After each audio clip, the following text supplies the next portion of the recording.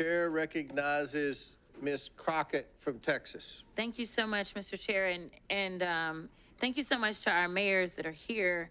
And I really quickly want to touch on something because I know that many of you prepared for today's hearing by making sure that you got a little bit of information about immigrants and crime in your cities.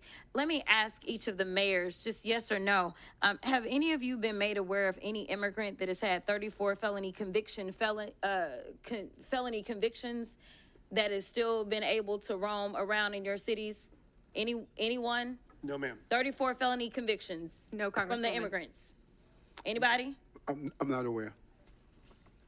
Oh, okay. Okay. I'm just curious because we are so concerned about crime, and I know that my Republican colleagues would never want anybody with 34 felony convictions roaming around because that could be a danger to the community, but I will move on. The Republicans put more effort into producing their little propaganda trailer for this hearing than they have into reforming America's immigration system. And that's why we're here today. In fact, Republicans are beating up on the vast majority of you about what you're doing for your citizens, but the last time I checked, you're actually showing up. You may or may not be aware, but the NRCC just instructed Republicans to stop their town hall meetings because their constituents were showing up and telling them to do your jobs. If I had to sum up some of what you have said thus far today, I would sum it up as you have been trying to tell them as politely as you can to do their jobs. In fact, we know that they have not done their jobs, and so they're trying to force you to do it for them by turning your local law enforcement officers into ICE agents. They have this fake outrage about how immigrants are stealing resources and jobs from Americans when residents of Boston, Chicago, New York City, and Denver are subsidizing public services in their districts and their states because the Republicans refuse to ensure that their constituents earn a livable wage. Look, they don't have a plan to fix immigration in America because they don't want to. Mass deportation isn't a plan. Arresting kids in schools or worshipers in church isn't a plan. But there are important points to discuss as it relates to immigration in America. So, Mr. Beer, in January, you testified before the Judiciary Subcommittee on Immigration, Integrity, Security, and Enforcement. During that hearing, we played a little game called Rhetoric or Reality. Do you remember that? I remember, yeah. Okay. Well, let's go ahead for round two. Why don't we? Rhetoric or reality? Immigrants are a burden to the American taxpayers because they deplete our federal resources. That would be rhetoric. Correct. In fact, the Congressional Budget Office estimates that immigrants will lower U.S. deficits by a cumulative $1 trillion and increase the U.S. economy's size by nearly $9 trillion over 10 years. Is that correct? That is correct. In 2023, 47 million immigrants paid nearly $652 billion in taxes, $58.1 billion in taxes alone into Texas. Rhetoric or reality? During his first administration, Trump improved enforcement of U.S. immigration laws. He did not.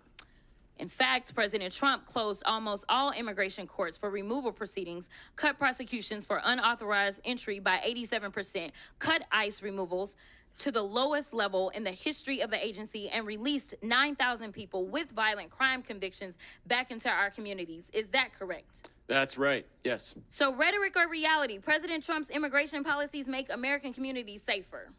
No, they don't make communities safer. In fact, nearly 100,000 unauthorized immigrants have obtained legal status through their cooperation with law enforcement. And local law enforcement agencies have more than 300,000 pending requests for immigrants seeking legal status based upon their cooperation with law enforcement, according to the Department of Homeland Security. Is that correct? That's right. Immigrants work with law enforcement to stop and solve crimes. Thank you. That was one of my rhetoric or reality questions. Sorry. The question was immigrants without legal status can help stop crime. That's correct. Yes, right? that's correct. All right. And Mr. Beer, isn't it true that Republicans are threatening to illegally strip cities of law enforcement grants intended for local policing and public safety if they don't go along with Trump's immigration agenda?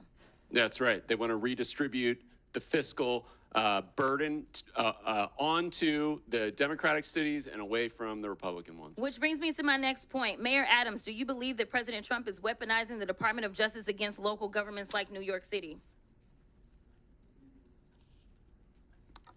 As I stated publicly,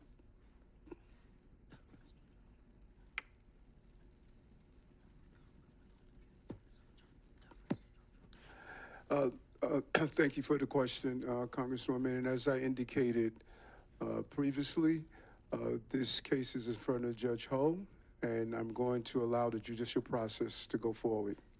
Well, let me ask it a different way. There was a quote from Mr. Well, he had to get advice. So can I just get a... What's that? He was getting advice. So can I get a little bit of time? I didn't interrupt while he was getting advice. Because they were advising us. Go ahead. Okay, this is the last one. There was a quote from Mr. Homan, I believe, where he said he will be in your office and up your butt if there was a problem with whatever agreement. We don't know what it was. My question to you, I know you've been asked about it a couple of times today, is was he lying when he said that you made an agreement that would cause him to be up your butt if you failed to uphold your end of it? And gentlelady's time's expired, but if the mayor wants to answer it, he can. Congresswoman, I answered that question, and it appears as though we're asking the same questions over and over and over again. My comments are not going to change. No quid pro quo, no agreement. I did nothing wrong.